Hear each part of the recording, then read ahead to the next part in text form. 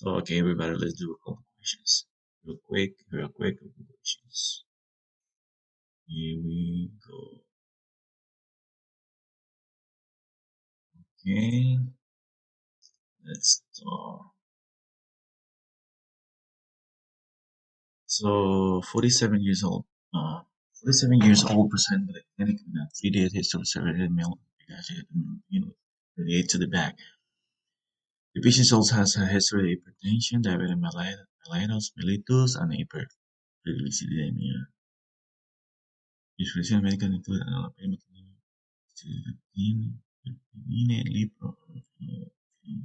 fenofibrato.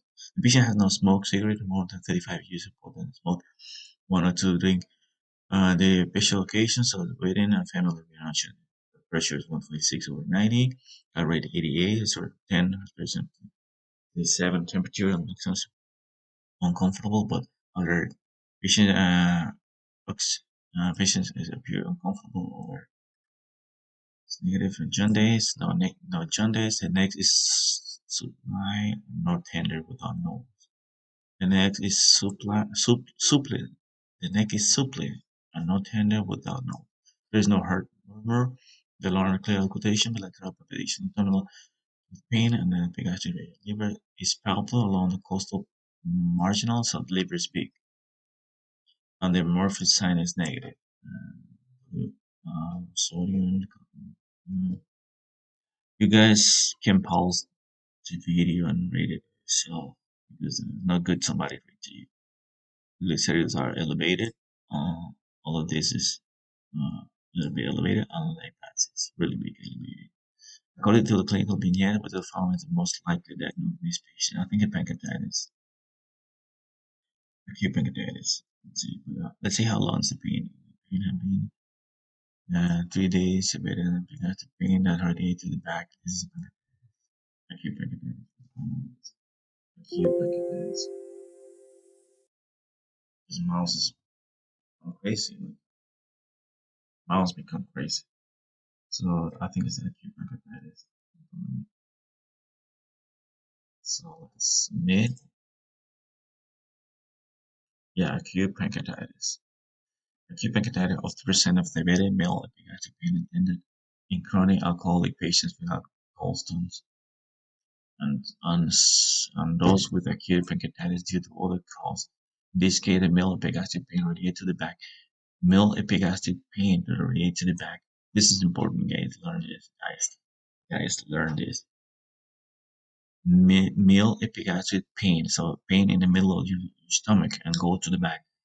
And the patient has diagnosed hypertriglyceridemia with predisposed to the individual case of attack of pancreatitis.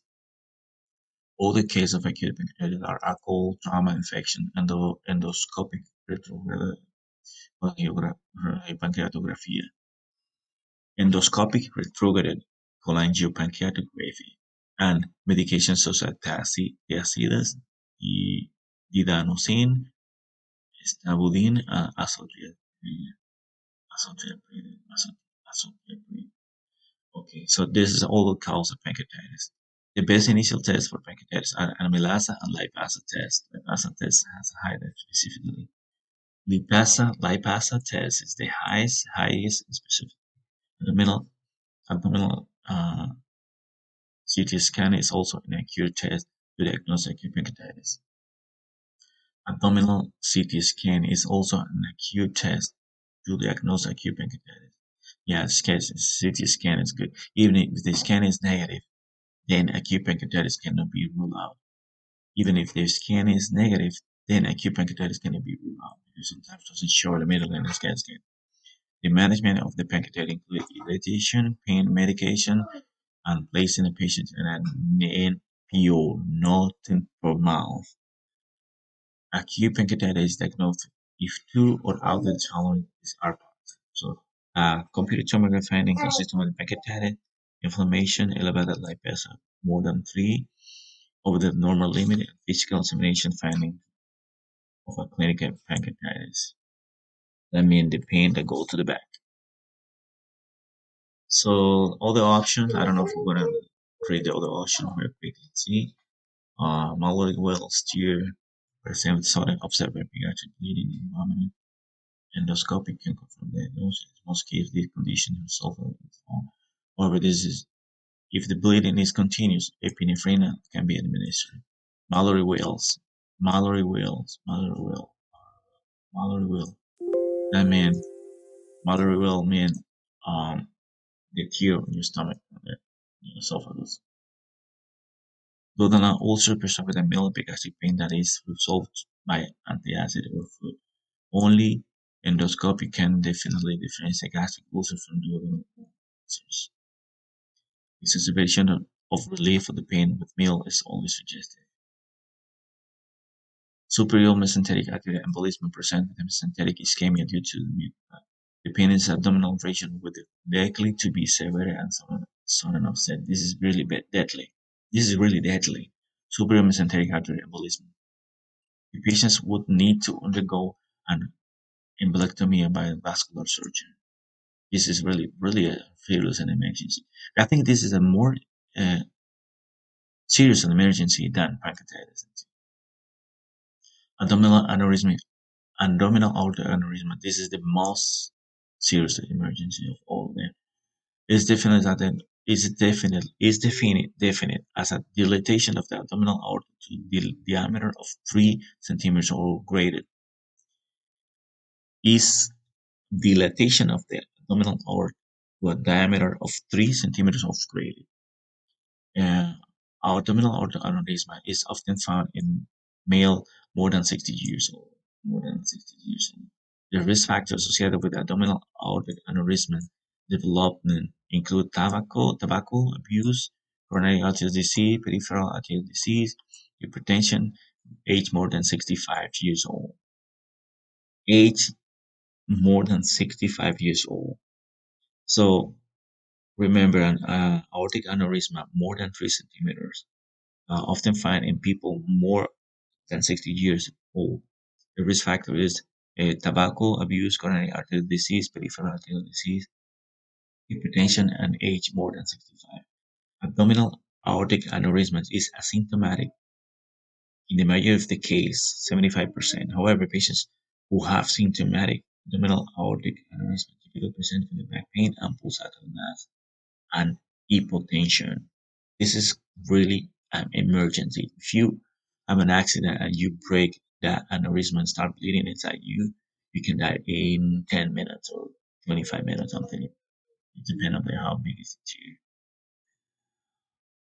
Acute pancreatitis presents as a severe epigastric pain and tenderness that may radiate to the back. Alcoholism, bilateral stones, hyperglycemia, burn, trauma, endoscopic retrograde cholangiopancreatography, that's the called RCP, ERCP, ERCP. Certain medications may cause acute pancreatitis. The diagnosis of pancreatitis is made by analyzing the lipasa, abdominal computed tomography, and physical examination finding. Management of pancreatitis include nothing for mouth, NPO, pain medication, and hydration. Next question. 28 years old graduated student visit to the University Health Clinic for 3 weeks pediatric pain and works with meals associated with retrosternal pain, illness, satiety, and bloating. He then vomited blood in their stool. He had been consuming large amount of caffeine, drink, and fast food for months, and he had been studying for exam like us. He finally and her family and personal history is remarkable, and his history is pediatric cancer. No history for pediatric cancer.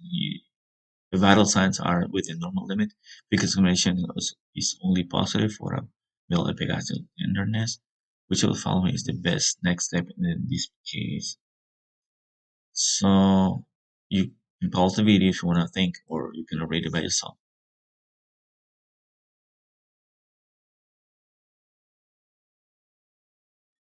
Which of the following is the best next step in this case? Upper endoscopy, body and swallow radiography, fecal anterior intestine, pylori, treatment of omeprazole, treatment of methamphetamine. So which one? With medical department. So 3 weeks of pediatric pain, the worst with meals and is associated with retrosternal pain. The worst with meal, that means is ulcer. That you have to let go do it and then try your best.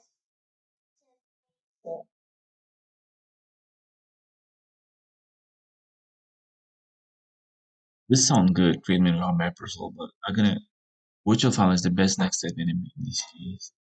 I would say this is sound good too. I think 28 years old. I think those copies just could be C too. So let's see. I'm not sure. No, fecal antigen testing for Helicobacter pylori. Fecal antigen testing. Fecal antigen testing for endoscopy. Helicobacter pylori. So the test we have to do is fecal antigen testing for Helicobacter pylori. And you can see most of the people pick this one here, treatment with the omeprazole. So good too. So let's read all of them. So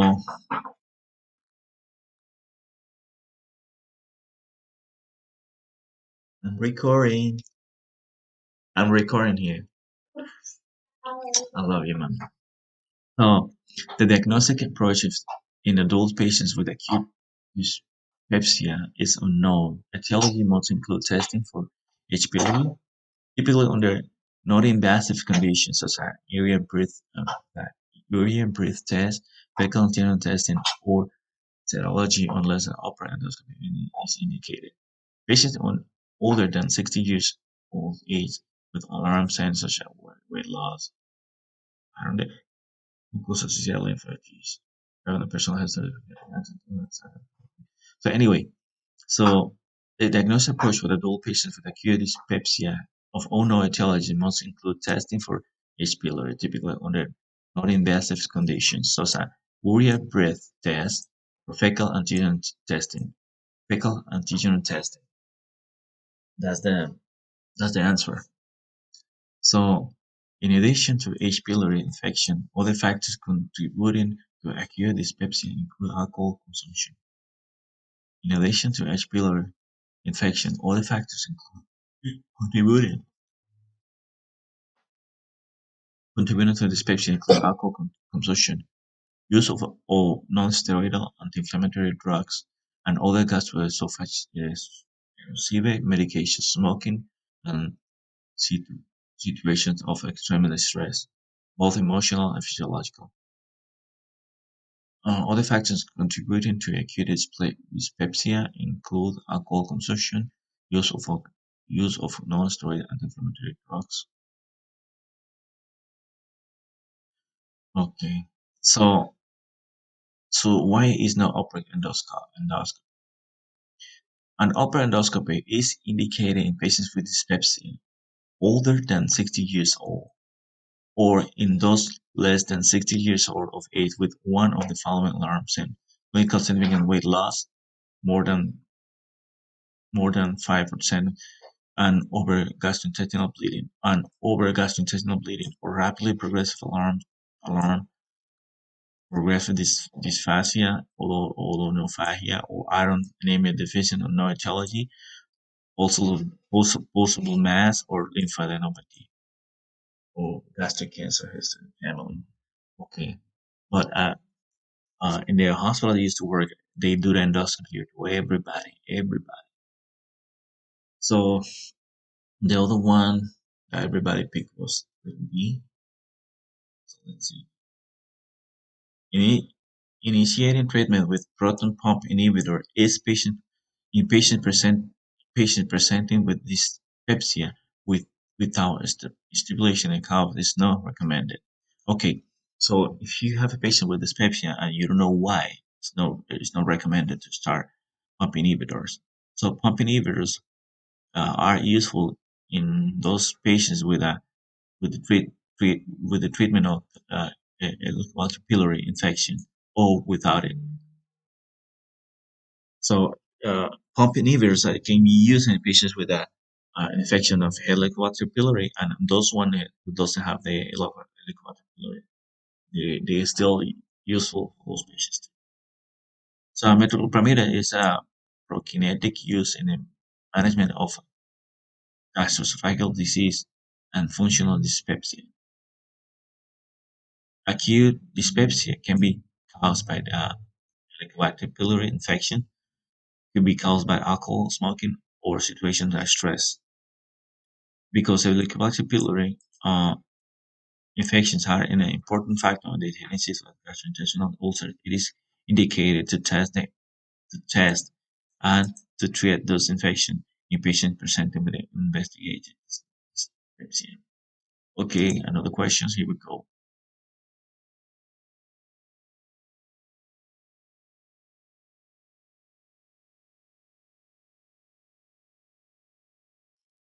19 years old man present for the emergency department after two separately episodes of loss of consciousness.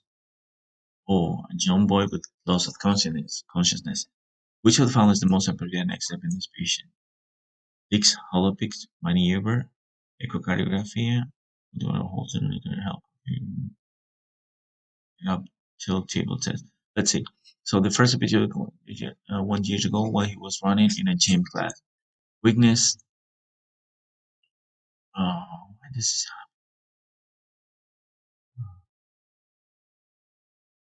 like the mouse is crazy. It's going back and forth.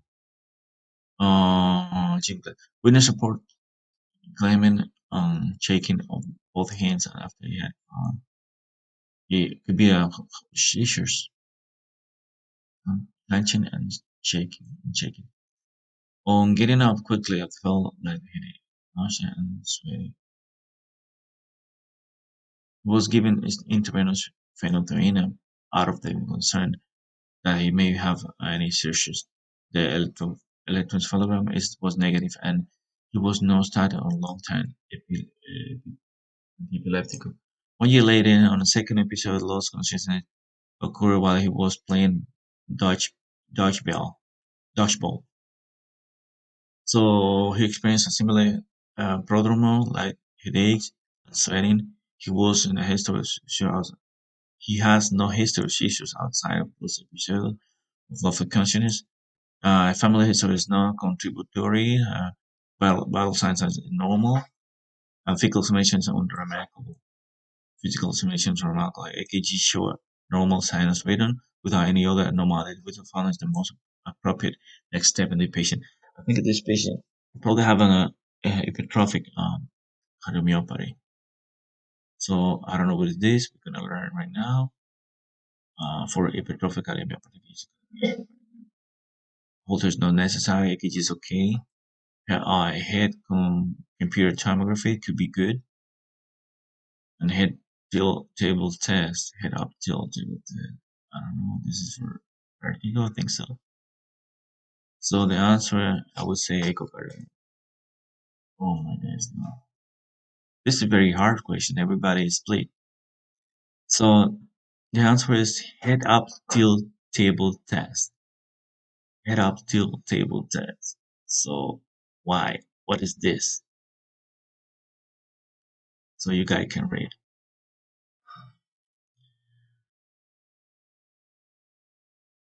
Neurally medical reflex symptom. Neurally medical neurally mediated reflex symptom. That's new for me. Neurally mediated reflex symptom include a group of conditions in which neural reflex vasodilation or a bradycardia result in symptomatic hypertension.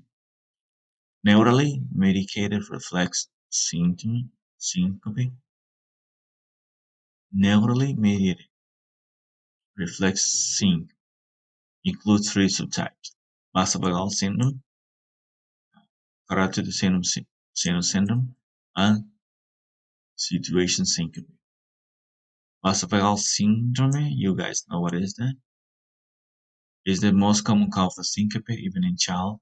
It's also not a common fate, and it can be triggered by standing upright for a prolonged period, disirritation, extreme emotion, or excessive warmth on close in environment. Places of work hard alone, both are commonplace for those events. Warning symptoms is vascular syndrome include feeling cold or hot, sweating, tachycardia, change in breathing pattern, nausea and loss of hearing or vision. Fecal findings include confusion, marked pallor, and clammy skin, jerk muscle movement, and urinary uh, incontinence may occur. Incontinence may occur. Nice, interesting.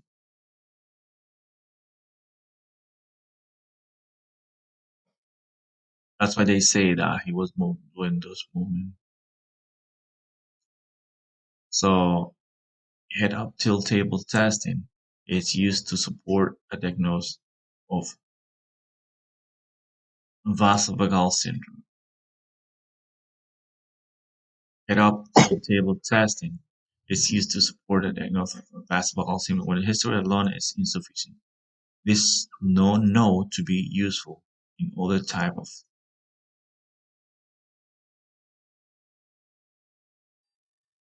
neural medical reflection, neurally mediated reflection. So when history alone is, it is not known to be useful in other type of it can be it's only useful for this for basketball and it can be performed without drug provocation. Can be used can be for performed with or without drug provocation. Viscerality nitrato or isoprenaline. Isoprenaline. Isoprenaline. The first step is to perceive it up till at about 60 or 70 for at least 20 minutes. Symptoms, blood pressure, pulse, or EKG are recorded. The test is considered positive if the patient develops syncope or mild symptoms. Okay, that's the tilt test. That's the tilt table test. Head up tilt table test. They use that in the ER when the patients have syncope. But we use we do the um, taking the blood pressure first line and then setting up suddenly and then standing up. There's a big difference from those three measures. Is still test positive of if the patient syncope with easy. So head up tilt table test is used to support the diagnosis of vasovagal syndrome when history alone is insufficient. So the first step is passive head up tilt 6 for at least 20 minutes. Syncopal blood pressure or EKG are required. The test is considered positive if the patient develops syncope or protonal syndrome. In the absence of structural, in the absence of structural heart disease, a positive uh, uh, field test can be considered diagnosis of a vasovagal syndrome, and no further test is required.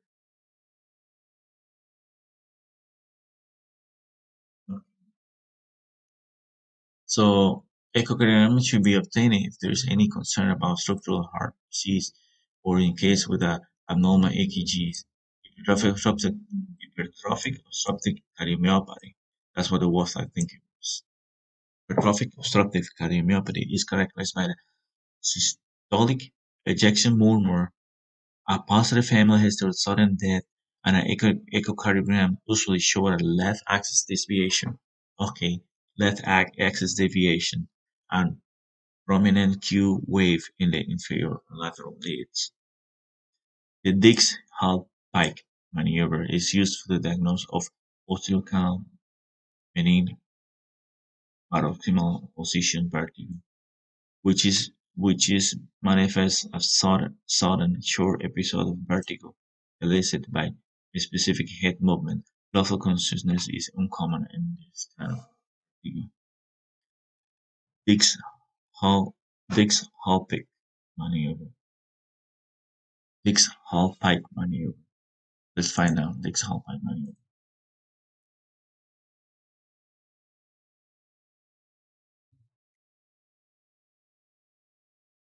Dix Hallpike maneuver is placing the patient in that specific position. It's like moving the head you the patient down, move the head one side and then the other side, and then ask them to set up suddenly. If the patient feel get easy or something, that's positive. This Hall-Pike maneuver is used for the diagnosis of posterior canal beneath proximal position vertigo, with the manifests as sudden short episode of vertigo caused by the specific head. This is a maneuver used to when you got vertigo and you have like in your a little stones on your intern ear, intern or medium ear, and you had to position those tiny stones back again. So you did it. That.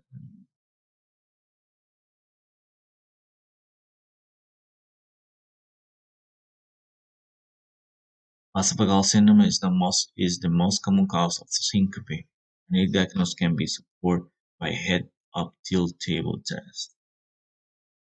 Tilt table test. Head-up tilt table test. Okay.